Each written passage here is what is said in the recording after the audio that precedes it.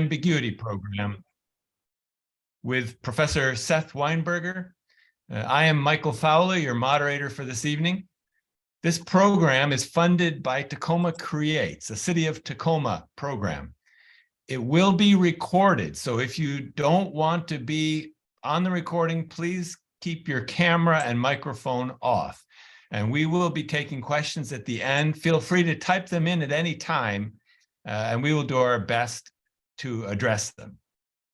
And now I'd like to introduce our speaker for tonight. Professor Seth Weinberger is an expert on international relations and security. His research includes congressional executive war powers and the reconsideration of the laws of war in the US's armed conflict with ISIS and Al-Qaeda. Professor Weinberger is a regular speaker on international conflict, including topics such as the 2015 Paris attack, the Arab Spring, and the War on Terror. He is the author of Restoring the Balance: War Powers in an Age of Terror. The book provides a policy-based exploration of the question of war powers in the age of international terror. Professor Weinberger also writes and speaks on the war in Ukraine.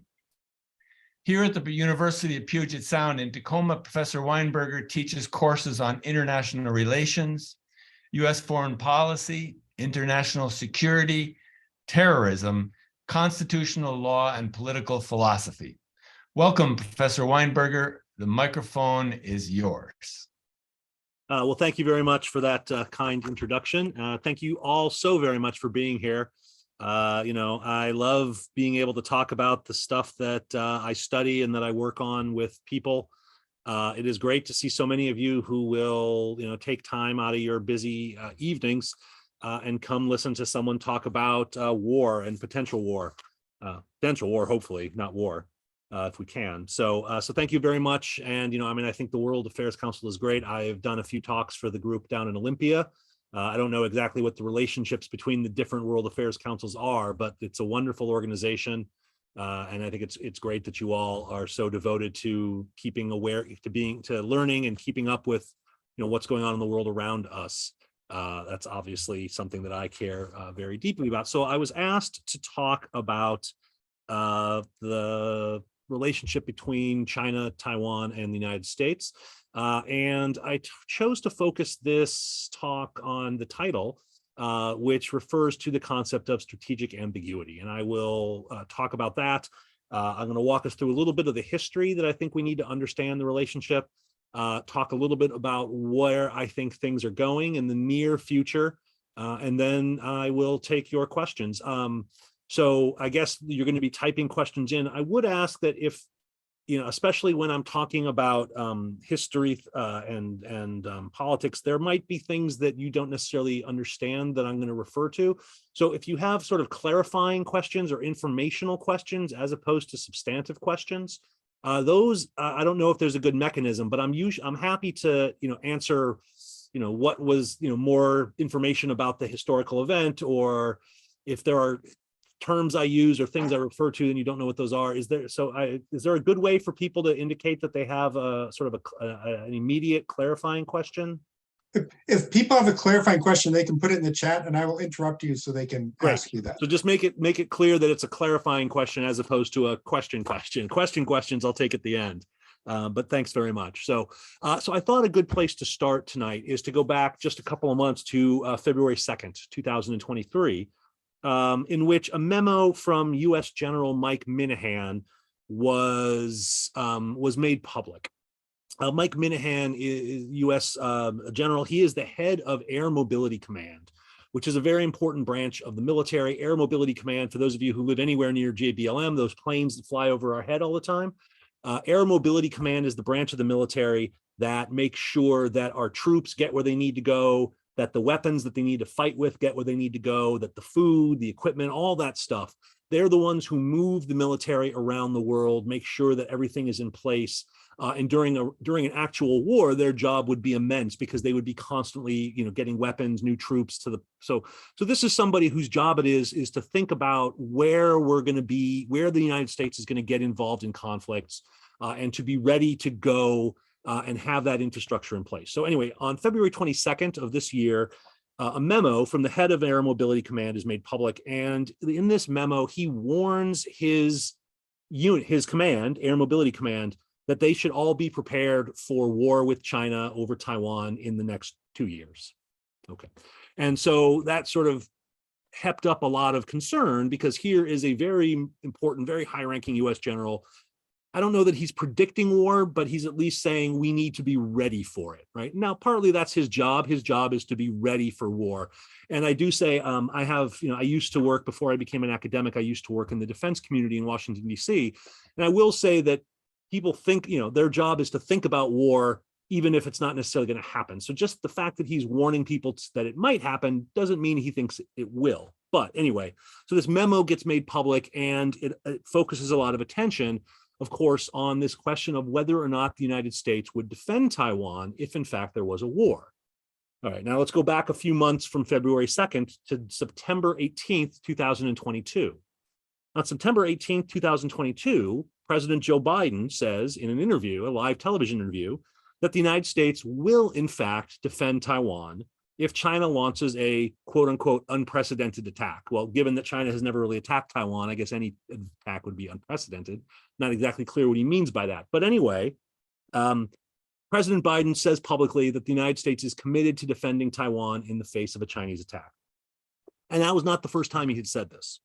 But very quickly, his aides walked it back and said, no, he didn't actually mean that.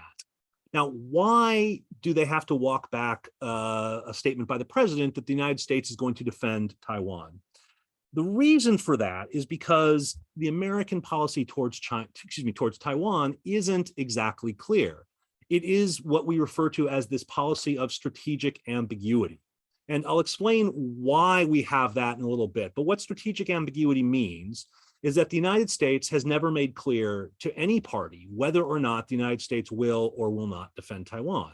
It has left this entirely unclear. And generally, US presidents will not say one way or the other what the United States would do if China attacked Taiwan. And occasionally some presidents have slipped up. So George Bush slipped up and said the same thing, that the United States would in fact defend Taiwan. That was in April 26th of 2001. And like I said, Biden has now said this a few times, and each time an American president says it, very, very quickly, the entire national security establishment comes out and says, no, he didn't mean it. He was talking about something else, or he was talking hypothetically. He didn't mean it. And so this creates a really interesting situation, because the way that we typically think about military alliances, and especially what we know as deterrence, which is the attempt to prevent somebody from committing a military attack by threatening them. So if you attack Taiwan, we will defend Taiwan, right? That's an attempt to deter. That only works if you actually say what you're going to do, right? If you say, don't attack Taiwan, and we might or might not attack, well, that doesn't really work. So there is this sort of real question about what the nature of American policy towards Taiwan is, why it is the way it is, and then how that affects whatever calculations China is making. Now, all of this, of course, is set in a history of tension and mistrust, right? So just going back to August, one of the things that prompted Biden to make the comment he made was that in August of 2022, Speaker of the House, Nancy Pelosi, went to Taiwan and met with Taiwanese officials, and China got really upset about that. Just a few weeks ago, or last week, I don't remember when that was now, U.S. Speaker of the House, Kevin McCarthy, met with the Taiwanese president, who happened to be in the United States. And again, China got really, really angry about this.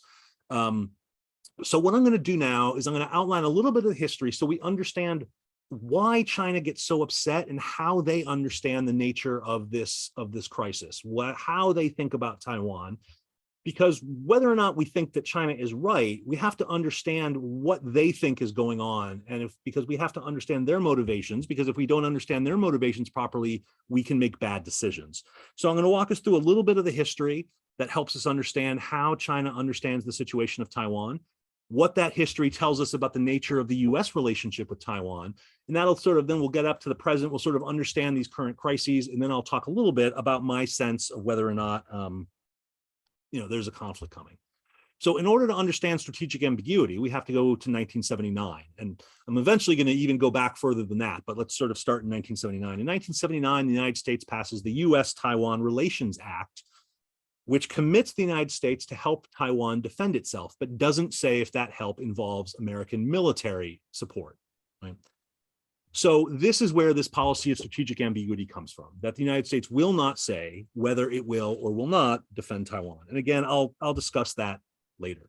So to understand where that policy comes from and why the United States has adopted strategic ambiguity, we have to go through this a little bit of history here. So we're going to go 6,000 years ago.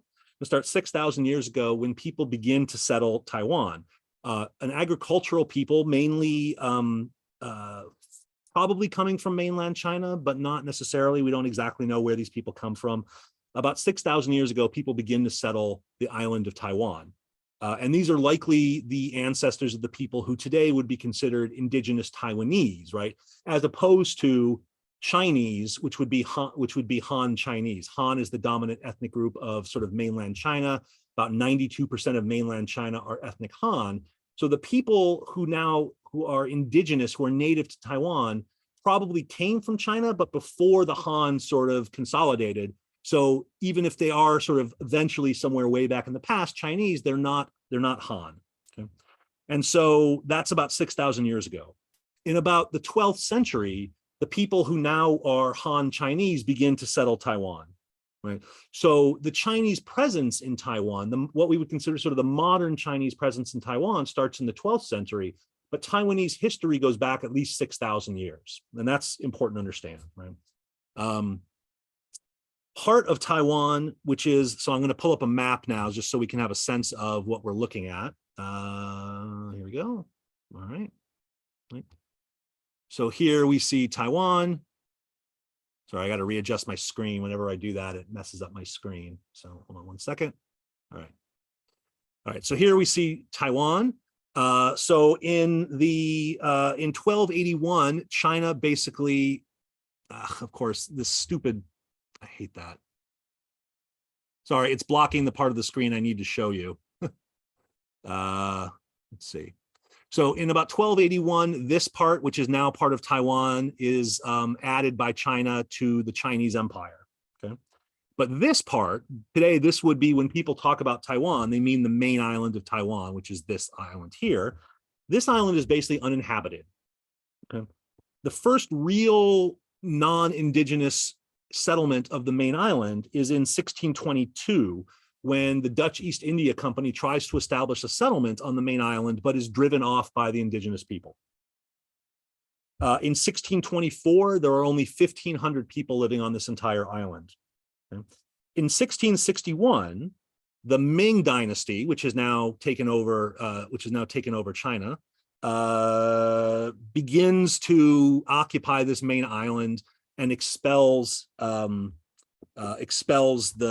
Dutch who have, so I skipped a part, the Dutch have finally established a settlement, but they eventually get expelled. So in about 1650, 1680, what we would consider Chinese people, the Han, have finally taken this island and occupied it for their own self, right? So Chinese, sort of the relationship of Taiwan, the reason I go into all this history is because it's important to understand that China's relationship to Taiwan goes back hundreds and hundreds of years, and their sort of claim to it, the moment at which the Han begin to live on this island and China and Taiwan becomes incorporated in the Chinese Empire, is in about 1684. Okay. By 1811, about 2 million Han Chinese live in Taiwan, and at this point, Taiwan is really part of China. It's just a province of China. In 1894. There's a war between the Chinese and the Japanese, the first Sino-Japanese war. The Chinese lose, and they are forced to give Taiwan to the Japanese. Right? So in the treaty that ends that war, China has to give up all sovereign claim to Taiwan and transfer it to the Japanese. The regime at the time begins resisting. They start a sort of a domestic insurgency. But Japan controls the island, and by 1938, there are now about 300,000 Japanese living in Taiwan. Well, the Japanese, of course, lose World War II, and as a result of losing World War II, they are forced to give Taiwan back to China. Right? And so October 25th, 1945, Chinese forces returned to Taiwan to accept the Japanese surrender, right?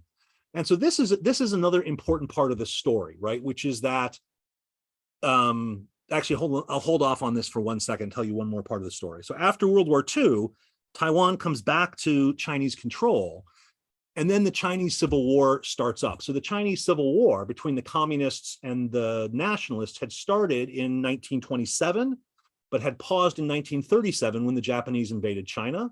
And so then the communists and the nationalists united, they joined forces to fight the Japanese. After the war, they start fighting each other again, right? We know how the story ends. The communists win, right? Which is why mainland China is now communist. The nationalists flee China and go back to Taiwan, right? And that's really when Taiwan, as we think of it today, under a separate government from mainland China, that's really where that begins, is in 1949, when nationalist forces flee China, lose the Civil War, and flee to Taiwan. Now, here's where I think it's really important to understand how the Chinese think of this. So the first thing is, their claim to China, the Chinese claim to Taiwan goes back to the 1600s, right? Taiwan is then stolen from them by the Japanese, right? For about, what did I say, about 50 years, right? Taiwan is now under Japanese control. They get it back, and then they lose it again to the nationalists. Now, Americans tend to like the nationalists because they are who controls Taiwan now, and they eventually become Democrats, and we don't like communists. So we tend to like the nationalists. But again, I think it's important to understand how the Chinese view this. And the best analogy, the one that I use with my students, is imagine how the United States would react if after the Civil War, rather than being defeated, the Confederacy had fled to Hawaii and controlled Hawaii and continued to exist, right? That's how the Chinese look at Taiwan. It was rebels who lost a civil war, but were able to escape across the water and then seize part of China and take it for themselves. That's how China looks at Taiwan, right? So for hundreds of years, they control Taiwan. It's stolen from them by the Japanese. They finally get it back. And then these rebels who lost are able to take it over and control it. And then, of course, the United States comes in, right? So that is an important part of the story, which is China is very, very resentful about how they are treated by the West, how their history is sort of often ignored by other parties, right? This is why one of the reasons about the return of Hong Kong to them, right, from the British, right? China has repeatedly seen their land, in the way that they understand it, their territory taken from them by other people, and then sort of played with or given to others or not restored to their own sovereign control. And states don't like that. All right, so by 1949, we sort of have the situation that we're in now. China becomes communist, Taiwan is controlled by the nationalists. In 1949, the international community recognizes Taiwan as China. And so what we call the UN Security Council, right? The UN recognition of who is China is Taiwan. Taiwan is on the UN Security Council, and communist China does not have any international recognition. Okay. The United States, recognizes Taiwanese sovereignty over all of China, including the mainland. But then President Truman says the United States is not going to intervene in a dispute over Chinese sovereignty. Basically, it's for the Chinese and the Taiwanese to work out. All right, a lot of history. I hope you're all still with me. The Korean War starts in 1950. And as a result, President Truman, who is worried about Chinese interference in the Korean War, which of course eventually happens, sends the U.S. 7th Fleet into the Taiwan Straits, which is right here. And this begins to make China really, really nervous. And this triggers what is known as the First Taiwan Strait Crisis. So on September 3rd, 1954, China begins to try to occupy these islands here, Quemoy, which is right here, and Matsu, which is up here. So you can see these islands are part of Taiwan. They are under Taiwanese sovereignty, but they are right next to China. And so China begins to occupy them. Excuse me. Taiwan starts to occupy them. Taiwan starts to move troops onto these islands right off of Chinese borders. And China begins an artillery barrage against these islands, and a huge, huge, massive artillery shelling. At this point, the U.S. Joint Chiefs of Staff asked President Eisenhower to use nuclear weapons against China, they wanted to do this anyway during the Korean War, right? They want to just destroy the Chinese. So they ask Eisenhower to use nuclear weapons against China. Eisenhower refuses, but he does sign a mutual defense agreement with Taiwan, the Sino-American Mutual Defense Treaty, which is enforced from 1966 until 1956 to 1980. Okay. Interestingly, some scholars actually think that Mao precipitated this crisis knowing that the United States would consider nuclear use, and that would allow him to convince his own people, the Chinese bureaucracy and government, to develop nuclear weapons. So that's kind of interesting. But right, so that's in 1954. In 1958, we get the second Taiwan Straits crisis. Taiwan continues to build up all these various islands, and you can see all these islands that are behind these little red lines. These are all controlled by Taiwan. Right. And so Taiwan begins to arm these islands because it's going to make it more difficult if China ever decides to attack Taiwan. So Taiwan begins to build up all of these islands. China again begins to shell them and then eventually tries to seize them. They try to seize, again, Matsu right here, and they fail. They begin a massive artillery shelling again. And this eventually wears out again, right? So what we see is a couple of back and forths where Taiwan is trying to establish military defenses on these islands as a buffer against an eventual Chinese invasion. And China responds with these huge artillery barrages that push the Taiwanese back. I'm going to skip way ahead now from 1958 to 1971. Taiwan is developing, its economy is becoming highly industrialized, highly modern economy. China begins to transform itself from an authoritarian single-party government into a democracy. But in 1971, Taiwan gets expelled from the United Nations, and mainland China, communist China, enters the United Nations. So basically in 1971, international recognition of who is China switches. As communist China is becoming more powerful and more economically powerful, it's able to use that economic power to basically sort of leverage states away from Taiwan and towards the PRC, the People's Republic of China.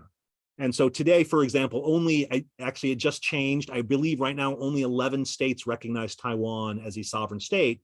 Everyone else recognizes China. You cannot recognize both. If you recognize Taiwan, you cannot have political relationships with China. So, all right. So in 1971, Taiwan is expelled from the United Nations, and communist China comes in. In 1979, the United States goes along with that. The United States de-recognizes Taiwan, switches its recognition to the PRC, and it abrogates that defense treaty that I mentioned Eisenhower had signed. So right in 1956, there's a defense treaty between the United States and Taiwan. When President Carter switches U.S. recognition from from Taiwan to China, that requires him to end the defense treaty with Taiwan. The United States instead passes a different act called the Taiwan Relations Act, in which it says things like the United States will make available to Taiwan such defensive articles and defensive services as may be necessary to enable Taiwan to defend itself. The United States shall maintain the capacity of Taiwan to resist any force and coercion that would jeopardize the security of Taiwan. The United States shall consider any efforts to determine the future of Taiwan by other than peaceful means a threat to the United States. So in 1979, the United States creates this kind of relationship with Taiwan. But again, it doesn't say we're going to defend Taiwan. It says we will help Taiwan defend itself. We will take Taiwanese security seriously as a national interest of the United States. But that's it. That's all that the United States has said. Other than that, we're at strategic ambiguity. Okay. In 1995, we get another Taiwan Straits crisis. The Taiwanese president was trying to come to the United States to give a talk at Cornell University. Congress urged the president to issue a visa, which he did.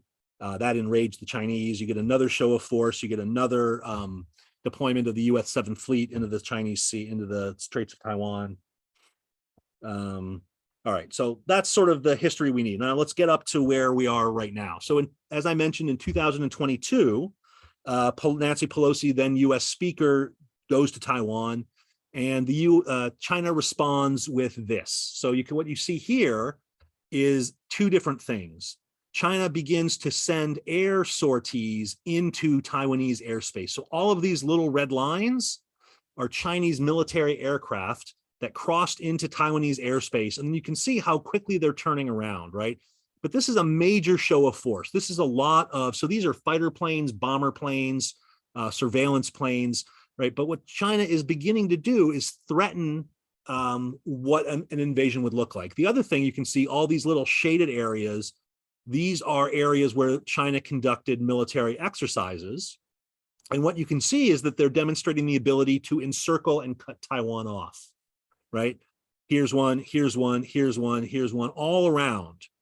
When I'll talk about why that's important in a little bit, but you can see China is trying to demonstrate their ability to threaten Taiwan from the air and then surround Taiwan with military exercises.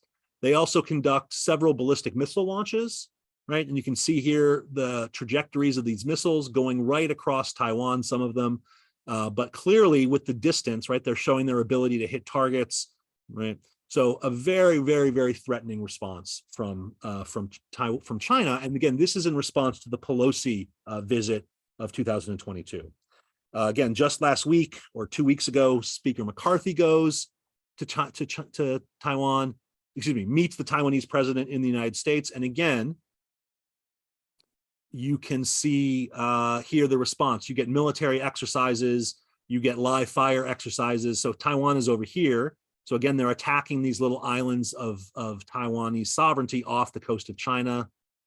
And then you can also see there is a Chinese naval exercises all around the backside of Taiwan here. Okay, so that's sort of where things are right now. Now, let's talk about why strategic ambiguity. So why does the United States have this ambiguous position of defending Taiwan? The problem is this one, right? Most people accept that China will not peacefully allow Taiwan to become permanently separated from China, right? So right now, as I mentioned, Taiwan sort of doesn't exist as a legal state because not enough countries recognize it. Taiwan is not a member of the United Nations, right? China is okay with that because the implication is even if Taiwan is sort of nominally independent, it's not legally independent. So it doesn't exist as a separate legal entity from the mainland of China, right? As long as that fiction persists, China is kind of playing the waiting game, and they are willing to sort of sit back and let things unfold as long as Taiwan doesn't become legally independent. But most people believe that if China thought Taiwan was about to become sort of legally independent from China, that China would in fact launch an invasion, sort of damn the consequences. So here's the problem.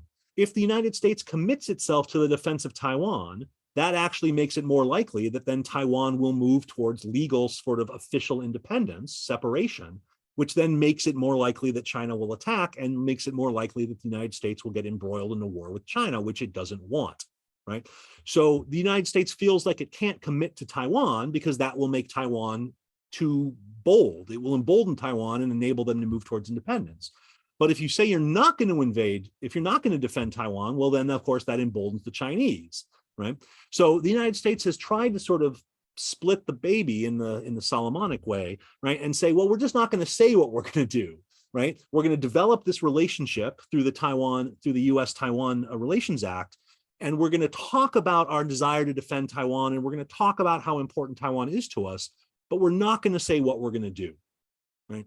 And again, that's kind of problematic. It's not a great outcome because, again, in order to really properly deter China from attacking Taiwan, you would want to make it really clear what you plan to do.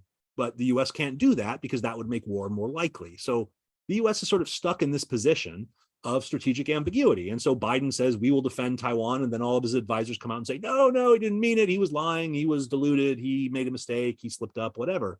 And they have to walk that back, right? So that's that's sort of why we have this policy that is unclear.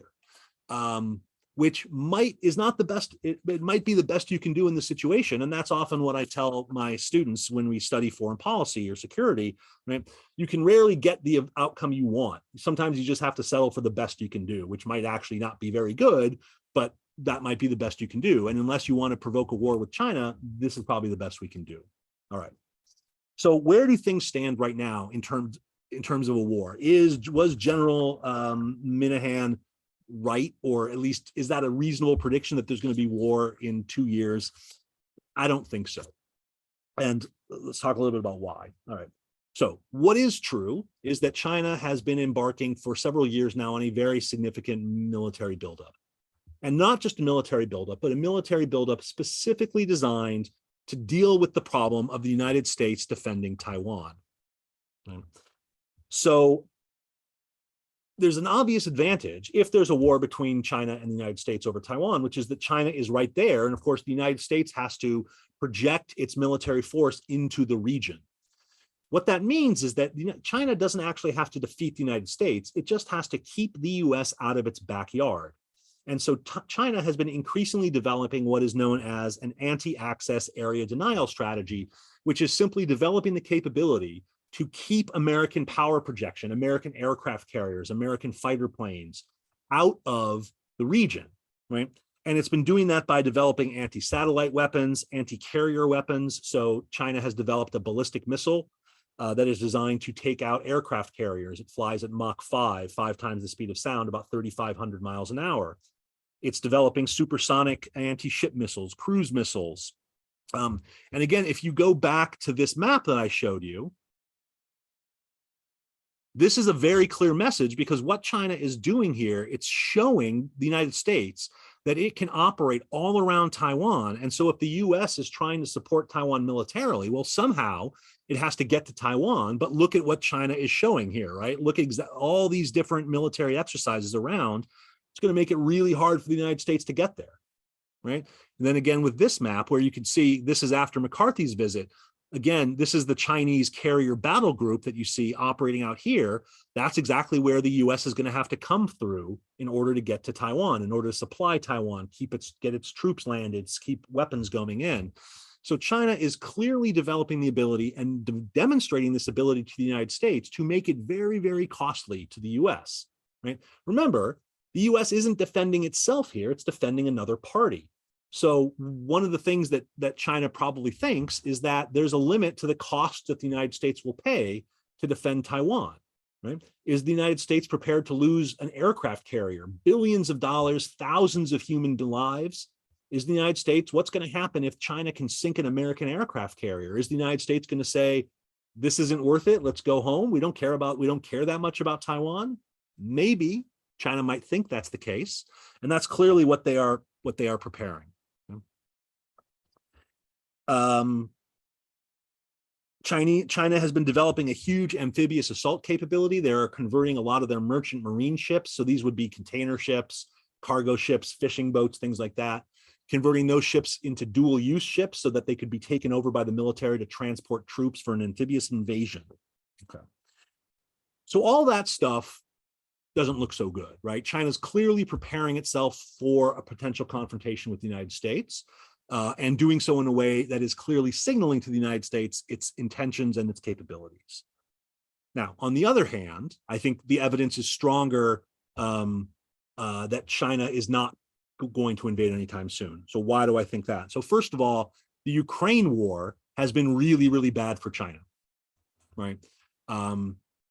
Because it shows the ability to which a larger, more technologically sophisticated force can be thwarted by a smaller, more determined force defending its home. It has shown the degree to which the West will support its allies. And it has really shown the difficulty of being on the attack, right? Russia, it has been very difficult for Russia to take any territory to move forward. So that's all really bad for China. Okay. Furthermore, if China is to attack Taiwan, it would have to do so with an amphibious assault. That is maybe the hardest thing to do in all of war, right? There have only really been two successful amphibious assaults in the history of modern warfare. One is the D-Day invasions of World War II, and the other one is the Incheon landing during the Korean War. It is really hard to do because you've got to get thousands of troops across water where there is no cover, where they are vulnerable. Boats are relatively slow moving. They're relatively big targets. Also, the Taiwanese beaches are not nearly as accommodating as the D-Day beaches were. The cliffs are higher. The beaches are much smaller. They have much less usable land. So the likelihood of an invasion is going to be really, really difficult. D-Day was a really complicated thing. And it was really difficult. And it wasn't at all clear that the United States and the British were going to win that. And an amphibious invasion of Taiwan will be even more difficult. Reason 3, the competence of the Chinese military. One of the other things we've learned in the Ukraine war is that you have to be very careful about the nature of your military. The Russian military has turned out to be absolutely terrible and largely incompetent. And it's important to keep in mind, this is a military that has actually fought a lot of wars in the recent future, in Chechnya, in Georgia, in other places. The Chinese military hasn't fought at all since the 1970s. Nothing, except for very, very minor skirmishes with like the Indians and things like that. But the Chinese military hasn't fought anybody since the 1970s, right? Nobody in the Chinese military has been shot at, has had their companions, their friends, their brethren killed in front of them, been shot, had artillery shells crashing down on them. The Russian invasion of Ukraine has also exposed the difficulty of authoritarian militaries. Authoritarian regimes don't like to give a lot of flexibility and freedom to their militaries because they're nervous that those people will turn against them. And so the Russian military, for example, operates without a lot of independent thinking, right? They have to follow orders and that's all they do. Well, the war doesn't really work like that. The American way of war, the Western way of war, is to devolve a huge amount of operational autonomy to low levels. So if you've ever seen a war movie like Band of Brothers or The Pacific, the most important person in the American military is the non-commissioned officer, the sergeant, right? And so there's always the grizzled sergeant, and he's the one who knows what to do. And there's always the scared lieutenant who's coming right out of West Point and doesn't, right? But so it's that sergeant who really makes the American military operate, because that person knows what to do and has the freedom to make decisions. Well, authoritarian militaries don't work like that. The Chinese military is not going to work like that. And that means that their military just won't have the kind of flexibility to adapt to changing situations. And this is exactly what has happened to the Russians. The Russians have gotten themselves in trouble because they don't know how to behave on the battlefield and they can't make the right kinds of decisions, while the Ukrainians are just outthinking them and outmaneuvering them. All right, finally, and I'm coming to the end here. I know you all are going to have some questions. So finally, also, China is much more economically connected to the international system, to the United States, right? It is much more connected to the global economy than Russia was, right? And it's pretty clear that the response of the West, the economic sanctions that were placed on Russia, terrified China, right? The cutting off of Russia from the global financial networks, the willingness of European states to suffer for a short period of time to get themselves off of Russian oil and energy. All of that stuff looks really bad for China, right? And remember, this is in an environment recently, President Biden has been talking about trying to reduce the ability of China to buy semiconductor chips, right? So, but China is embedded in the global economy. It gets 90% of its high-tech goods from outside of China. And so they've seen how the West responded to Ukraine, to the Russian invasion of Ukraine. If that happens to China, they are in a huge amount of trouble. Now, it's possible that China bets that the West doesn't care about Taiwan to the same degree it cares about Ukraine, but that's a risky bet.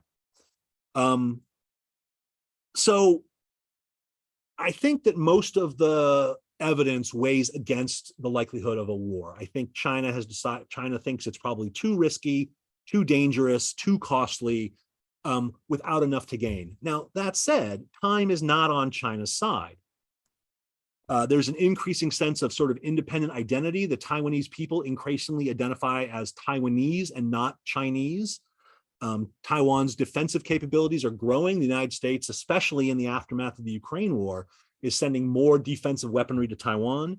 And finally, a lot of people think Chinese power is actually declining, that China is in trouble, and that it's going to start slipping in terms of power on the international system. Well, if that's true, that might actually push China to try to reunify sooner than later. It's difficult to say, of course. Nobody can predict the future. If we could, I wouldn't be a professor. But I don't think, I think China is willing to allow the current fiction of sort of Taiwanese quasi-independence, but not formal separation, I think China is willing to allow that to persist for quite some time. And as long as that is a possibility, I think China will continue to accept the status quo. I do, however, think it's dangerous, right? That there's a lot of pressure. For example, President Trump started it, but President Biden has continued it to try to decouple the American economy from China. Well, that actually makes war more likely, because if there are fewer economic constraints, ties between the United States and China, then that makes it frees China's hand. So, it's hard to predict the future, partially because the present is always changing, right? So if the United States successfully sort of isolates China and cuts it off from the global economy, as we're seeing sort of the beginnings of, that I think is very dangerous. That makes war more likely. So I guess I'll stop there. That gives us about 15 minutes or so, which hopefully is plenty of time to answer your questions. So I'll stop there and take questions. Great. Thank you very much, Professor Weinberger. That's excellent. You covered a lot. A lot. But I think it's, like I said, I think it's important to understand, because if you don't understand the history, I think it's hard to understand why China cares and behaves the way it does. So, my first question is, do you think, I wonder if American policymakers truly understand how Taiwan is a thorn in the side of China, and the U.S. is seen as the power that puts that thorn there because of the 100 years of humiliation and inability to reunify, which is kind of the last vestige of, I think that's right. I wonder if there's an understanding of the emotional how do I say, impetus or the emotional weight of it. I mean, I think some people, yes, most of the people no. I mean, obviously people who are the China, Taiwan experts, yes, they understand that, right? The people on the National Security Council understand that. The people in Congress, they don't understand that at all, right? And America, I think, even when I say, people in the CIA or people on the National Security Council understand it, I mean, that is sort of true. And I think this is both a good and bad thing about Americans, is we tend to think of ourselves as good, right? We have this understanding of ourselves as the city on the hill, as the beacon of freedom and democracy. And it is hard for us to understand how and why other countries don't see us that way. And so, no, I think, and that's why I think that analogy I gave you about the Confederacy is so important, because that's really how China sees this, right? This is a country held by rebels who rebelled against the legitimate government of China, but were able to hold on to this piece of territory and maintain their rejection of the Chinese system. And when you think of it that way, when you take yourself out of that picture or put yourself in that picture, I guess, and think about how, so I guess my short answer is there are a few people in the government who would understand the way that China understands this, but most people do not. Most people think of this as the United States defending democracy against evil communists. And if that's how you think about policy, that's dangerous, because again, you don't understand the stakes. And if you simply think of yourself as the sheriff, with the white hat riding into town and saving the day, that's bad policy, right? Because that's not policy. The world isn't about good. I mean, we might think and I'm not saying we're not good. I'm just saying, if you think of yourself as good and you understand that your job in the world is to promote good, you run into other people whose understandings of good are kind of different from your own. So I think that is a big problem. We have lots of questions coming, which is great. But I want to we have questions that are kind of going a bit broader. So let's keep on Taiwan, and then we'll expand. But here's a question from Annette. Over history, has Taiwan ever had a U.S. military base, or are the bases in Japan and South Korea intended to be regional bases? Yeah, so the United States has never had a military base in Taiwan. And that's basically right. So the way it works is it basically uses the Japanese and the South Korean bases as the closest it can get, right? And again, certainly now there was a little bit more of a connection in that period between 1949 and 1979, before recognition shifted, but there was still not a base in Taiwan. But now there can't be, because you can't have that level of official connection to Taiwan, right? A base is a claim about sort of sovereignty and a statement of relationship, and the U.S. can't have that kind of relationship with Taiwan, right? So there's not an American embassy in Taiwan. There's a consulate, because you can't have an embassy in a country that you don't recognize. So no, there is not a military base. Now, again, the U.S. sends the 7th Fleet out there, and it sails around and stuff, but it can't and won't, at least, and maybe if there's a war, it would. But short of that, no, the 7th Fleet doesn't stop in Taiwan or refuel or anything like that. Great. There's a question about Taiwan becoming a legal sovereign nation. Okay. And the question is from our friend at Olympia World Affairs Council. Oh.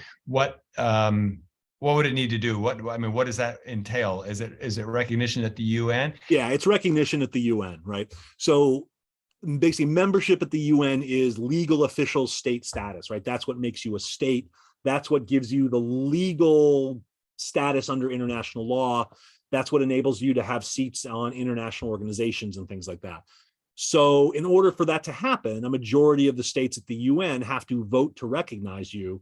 And as I mentioned, right now, I think the number of states that recognize Taiwan is at 11. It used to be 13, but 2 states who just de-recognized, I think, was it Honduras that just de-recognized? Someone in the last, this was literally in the paper like a week or 2 ago.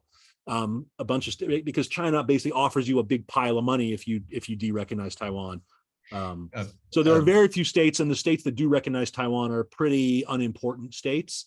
And so again, the consequences of this are, things like, you might remember way back at the very beginning of the coronavirus, when COVID was spreading, there were some reports that Taiwan was doing really well at keeping COVID under control, and the World Health Organization wanted to go to Taiwan and study its methods, and it wasn't allowed to, right? Because Taiwan is not a member state, and the WHO can't go to a non-member state, and certainly not if China says no. In just another example, there was a really interesting, a group of girls from a girls' school, I think in Kansas, applied to go to a Model UN conference. And it turned out that the Model UN conference was being sponsored by the Chinese, and they applied to go as Taiwan, and they got rejected, right? Because you can't go as Taiwan. So it has all sorts of implications, from very serious to very ridiculous. But no, it's not. So did I just see someone posted it was Honduras that just de-recognized Taiwan? Yes. Thank you for that. By the way, Taiwan, the word Taiwan in itself is kind of a political statement, in that I believe the agreed upon term is Chinese Taipei. Chinese Taipei, right? So if you're a fan of the Olympics, Taiwan marches with the Olympics, but under a flag that says Chinese Taipei, right? So yes, Taiwan itself, you're right. If I was speaking to a Chinese audience, I wouldn't say that, because then they would just boo me and be mad. So, but yeah. So getting back to Taiwan related questions, before we go broader, I'm curious about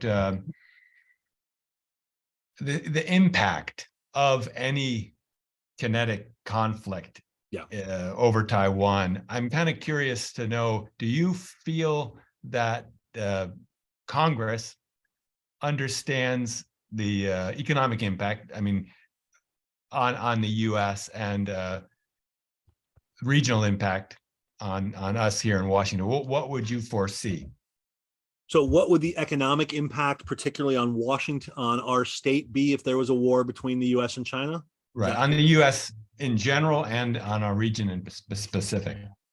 It would be massive, right? And so fortunately, that's one of the reasons I think that a war is very unlikely, because I think it would be equally, if not more massive to China, right? But it would be massive, right? The United States gets a huge amount of its manufactured goods from China. Just the amount of material that moves back and forth, the role of China in the global supply of just what are known as rare earth minerals. So China controls approximately 93% of what are known as rare earths. Rare earths are things like lithium, cobalt, manganese, I think. This is not my area of specialty, but lithium and cobalt, for example, are two of the most important. And those are minerals that actually most people know, because those are the things that go into like rechargeable batteries, cell phones, the batteries that go into electric cars, computers, all high-tech stuff basically relies on these rare earth minerals.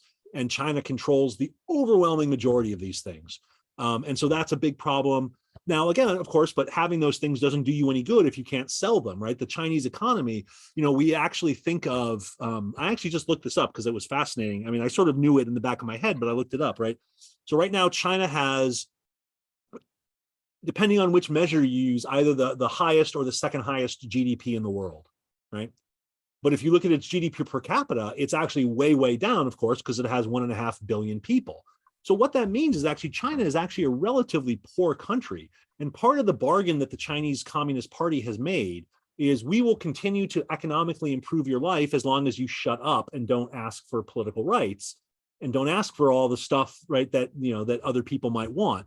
So if the Chinese can no longer provide a steadily increasing, improving standard of living, then they have 1.5 billion people who are really angry and upset with the party. And that is something that they cannot tolerate. They cannot function with. The whole reason, for example, that the Chinese are being so terrible to the Uyghur Muslims is because the way in which the Chinese control their population is through this bargain, but that bargain requires absolute submission to the party. And so it's not that they hate Muslims, it's that they hate people who do things differently that create separate channels of authority. And so their concern about the Uyghurs is the fact that they have these different practices and that they don't sort of fall into line. Well, what makes most of the Chinese people fall into line is this bargain between the government and the people. And if that bargain can't be upheld by the government, they're in a lot of trouble. In a way that I think, we're watching the Ukrainians go through an unbelievable amount of economic, social deprivation. It is not plausible to me that the Chinese people would do that. Not because they don't care about their country, but because of this relationship that they have with their government. Their government doesn't rest on popular legitimacy. It rests on the provision of material benefit in exchange for social control. And so if the material benefit goes away, then the social control breaks down. I don't know. I hope that made sense. So I think the economic benefit, the economic cost would be massive, but I think they would be higher and more damaging to China. To get back, I have a very important question. Do you have a plane to catch at 8 o'clock? No, I don't. So I'm happy to take some extra questions. That's fine. Okay, good. Good. So another question here is from World Affairs Council Administrator. I don't know who that is today. Is that you, John? Yeah. You mentioned that Taiwan and China are playing a waiting game, and ideally for each of them, what would happen at the end of this waiting game? I mean, a good question is, I know there have been some scholars that have said the best thing that could happen would be what Deng Xiaoping did, which was kick the can down the road. What ultimately would result in that? So, I mean, China, and I am not a Chinese expert, so I don't study China as a country. I study China as it functions in the world as as a state, but I don't study Chinese history or things like that. So don't quote me on what I'm about to say, right? But the Chinese and the Chinese government take a very, very, very long look at the world, right? Their worldview is in hundreds and thousands of years, right? As opposed to weeks, months, years, or decades, right? Again, they were willing to wait for Hong Kong for 100 years, right? That's not something that most states do, but for the Chinese, that they waited for 100 years and then they got Hong Kong back. So there's a waiting game, but then there's also, I think time is not on the Chinese side. And I'm not quite sure which of those forces I think win.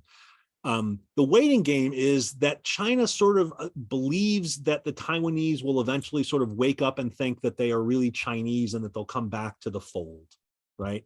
That they are all the same people and that at some point Taiwan will become it will just sort of over time absorbed. Now, this was a little bit true more maybe 5 or 10 years ago, when connections between China and Taiwan were really increasing. And there was a lot of there were a lot of bridges being built between the mainland and Taiwan.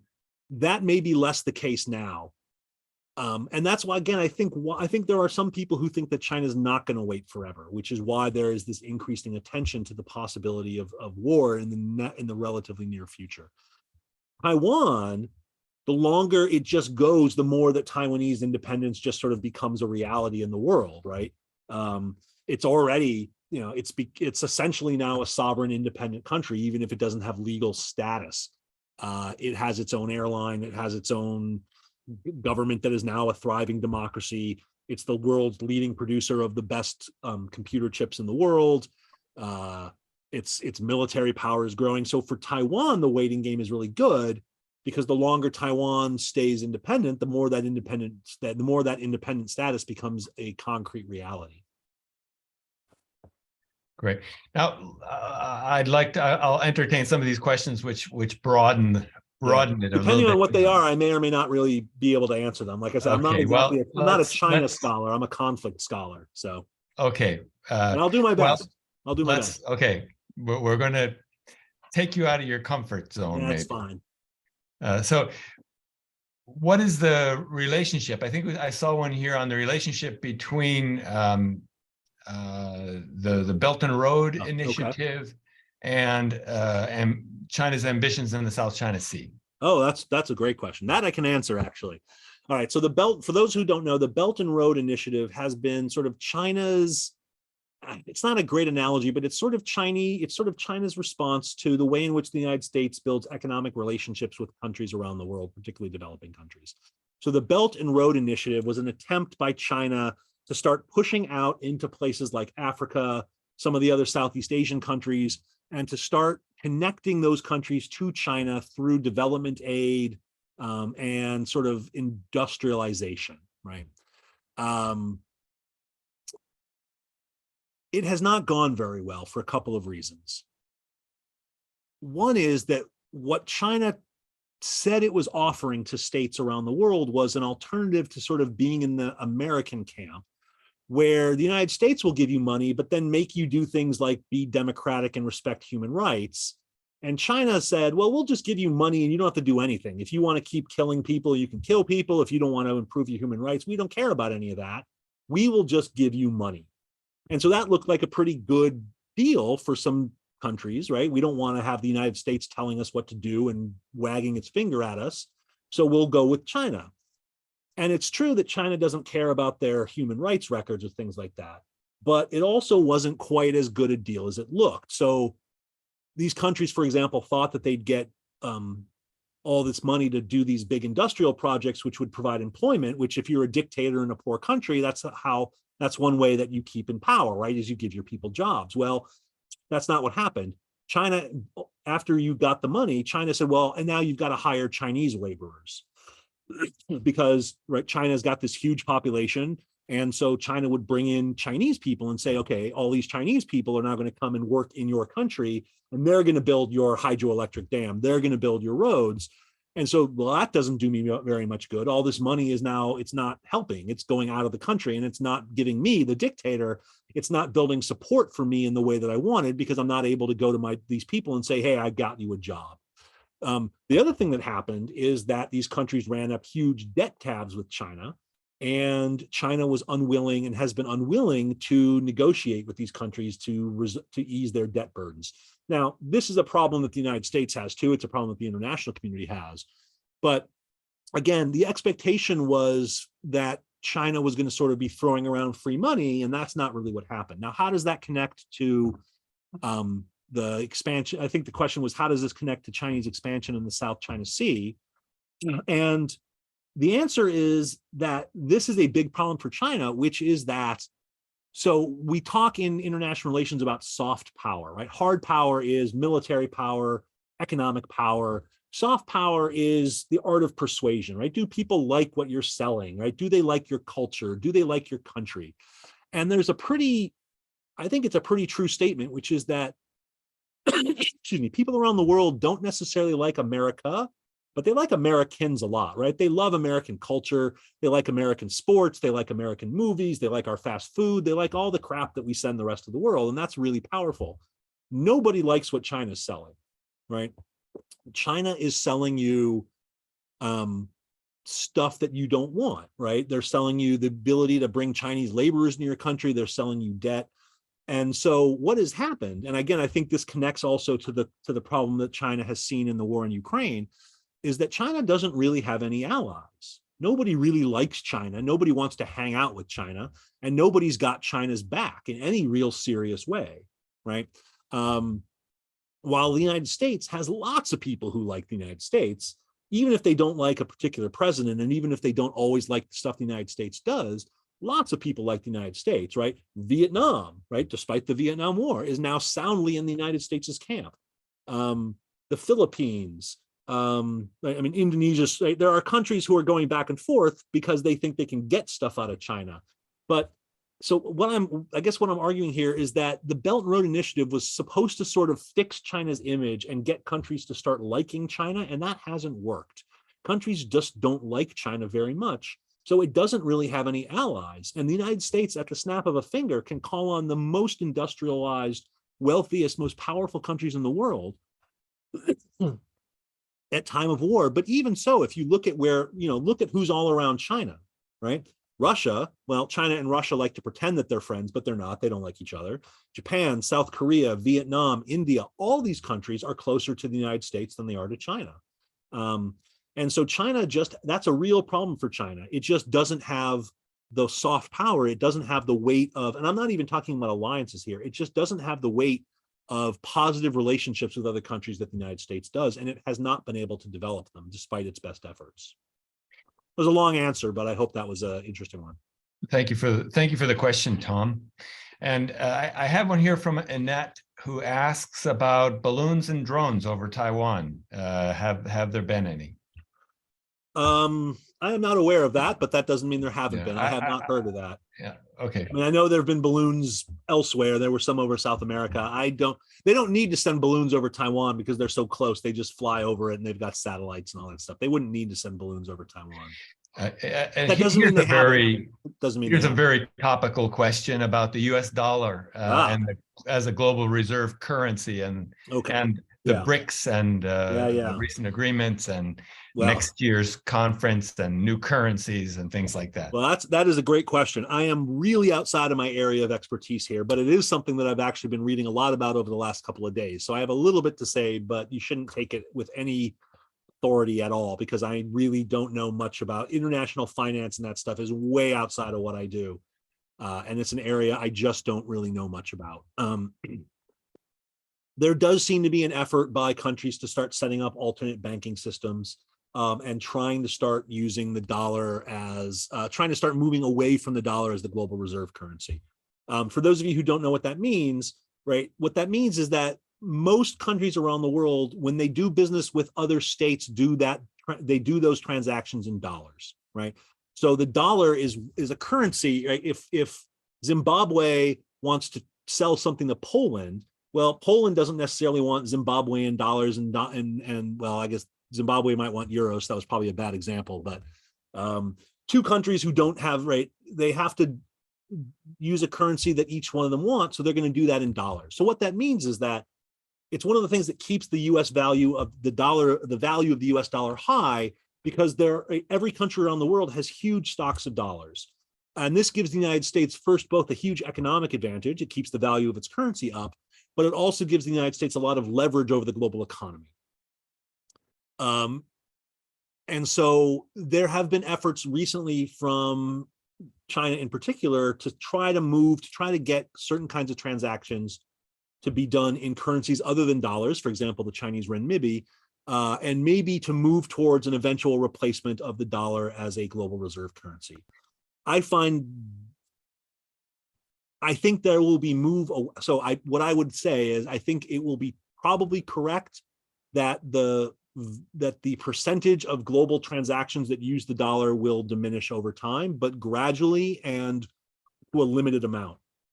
The reason the dollar is a valuable currency for countries, why they want to hold dollars, is for a couple of reasons. First, the American economy is transparent. You can see what's going on. You can understand the value of the American economy, and it is governed by the rule of law, right? Your properties can't be seized by the government at the drop of a hat.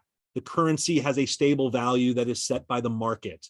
There are property rights, right? So all of these things mean that the dollar is a very stable source of wealth and a good long-term place to store your country's wealth, because the U.S. is a huge economy. It's a diverse economy. It produces all kinds of valuable things that everybody wants. It's stable. It's transparent. You can, right? Those things are not true of the Chinese economy, right? Chinese economy is run by the state. It's not run by the market. It's not transparent. It's not governed by the rule of law. And so if all your money is in renminbis and all of a sudden the Chinese government decides to do something, invade Taiwan, right, now your currency is going to be worthless, right? And that's a real problem. And so I think that you will see an inevitable move away from the dollar, because the US is just losing its, in what we call relative terms, right? The percentage of the global economy that the US controls, the US control of the global economy is diminishing. Not so much because the American economy is weakening, but because the rest of the world is growing more, right? And that diminishes the United States, the share that the United States controls. So there will be an increase in transactions that occur in other currencies than the dollar, but I don't see the dollar status as the reserve currency anytime in the near future being replaced. There's just first of all, it's kind of a sunk cost problem. Once you've got dollars, that's what your money is in, and it becomes really hard to move away from that. But more importantly, China just has some systematic problems that people don't want to invest in, right? It's not that people don't invest in China, but it's not as safe, it's not as secure a bet as investing in the United States, right? You've got to worry about stuff. You've got to worry about whether or not, China decides to slaughter a bunch of people or go to war with somebody or cover up another pandemic, or all that stuff matters, right? Investors they take all that stuff seriously, right? All that stuff matters. And so the American economy for the foreseeable future is the much safer bet. So I don't see it being replaced anytime soon. Right. But again, I'm not an expert in this stuff, so I might be entirely wrong.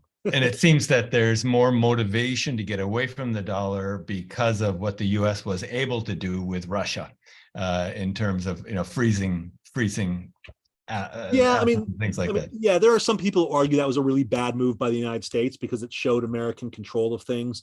But again, I don't think there's a lot of options for people. I mean, I think right now, I actually just read some stuff about this. I think right now the renminbi accounts for 2% of the global transactions.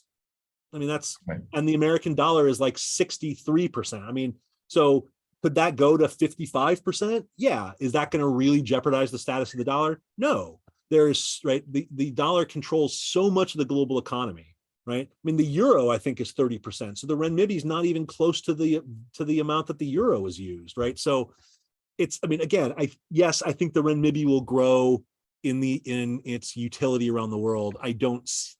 We're so far from replacing the dollar that it's not any time. We're not talking about anything in the next 50 years, I would think. Talking about policy and the like, we have another question generated out of the Olympia World Affairs Council about the policies that we have enacted, trade-related policies, and your opinion on whether what the impact of these. So this is a really negative. So this is a really tricky problem, and it sort of depends. The primary hat that I wear is the hat of the international relations scholar who wants to avoid war, particularly war between China. If what you want to do is avoid war between the United States and China, then decoupling the American and the Chinese economy is a really bad idea, right? But that is not the only consideration, right? One of the things, and I don't ever like to assume anything. I don't like to reveal my politics, and I don't like to assume anything about the politics of my audiences. So let's put it this way. One of the things that has led to the current political problems domestically that the United States has been the failure of globalization and the inability of this country to distribute the benefits of globalization to equitably across the country, right? So one of the things that has led to increasing nationalism, increasing populism, and what I would say is a rise of radical politics is the collapse of the old manufacturing industrial base in certain parts of the United States, and the economic alienation that produces, that then turns into a kind of anti-immigrant, anti-internationalist politics. So from that perspective, right, one of the things that is accompanying kind of this economic decoupling, so for example, if you look at Joe Biden's recent economic policies, they're designed to return certain kinds of industrial manufacturing to the South and the Rust Belt. From that perspective, there's some benefit there, right? The question is, how do you balance those things so you get enough sort of domestic industrialization so you can deal with people's real economic fears without undoing the free trade that makes the international system function? I think it's a really important thing to keep in mind that one of the things that really led to the rise of Hitler and Nazism in Germany was the collapse of the global free trade economy, right? Not the only thing, that's a complicated situation, right? But remember, the United States responds to the Great Depression by enacting the Smoot-Hawley tariffs, which are the largest tariffs ever put on the global economy. They basically collapsed the global free trade system and they destroyed the German economy. When a country loses its manufacturing base and is unable to be competitive in the international system, that leads to increased polarization, increased nationalization, and increased victimization. Now, the mechanism is different here because in this case, it was globalization and the fact that the wealthy in the United States were able to capture the benefits of free trade and not distribute those throughout the country, right? And there's all sorts of reasons why that happened. So, I mean, I think what you need to do in order to balance these two pressures, right? The desire to keep China engaged in the global economy, but the desire to rebuild American manufacturing and industrial policy, you need, I don't know the right balance, but you need to be able to do both things simultaneously. And that is not an easy needle to thread. I think Trump had it I would say President Trump had it way too hard on decoupling. I think Biden has moved it back a little bit, but is still a little bit too much on trying to punish the Chinese and decouple the United States' economy, which from an international relations perspective, I think is dangerous. I think I've got time for like one or two more questions. So do we have enough? Do we have another one or two? I know we had a question come up about the SWIFT system, whether China's on the SWIFT system, and I think they are, correct? And they are looking into building an alternate system, right? They want to be able to create their own. So the SWIFT system is basically the international system that allows the banks in one country to talk to the banks in another country and enables money to flow back and forth between countries who use different currencies, right? So again, I'm way outside of my area of expertise here. I believe that China is on the SWIFT system, but I believe that they, along with a few other countries, the BRICS countries that you mentioned before, are looking into creating an alternate mechanism. Again, whether or not that's going to work, given that the renminbi is a very small amount of global transactions, we'll see. I'm not really comfortable saying much more than that because it's not something that I study or really pay much attention to. But great. Well, last call for questions. And going once, twice, three times, seeing none. Thank you all so much then. Thank you so much, Professor my pleasure. Weinberger, for your time and a very, very good presentation. My pleasure. Great questions. I mean, again, it shows that you all are, really paying attention and keeping up with international politics. And I think that's great. It's obviously really important. It's important for us as a region. It's important for us as citizens. So, more power to you all and keep doing it. It's great.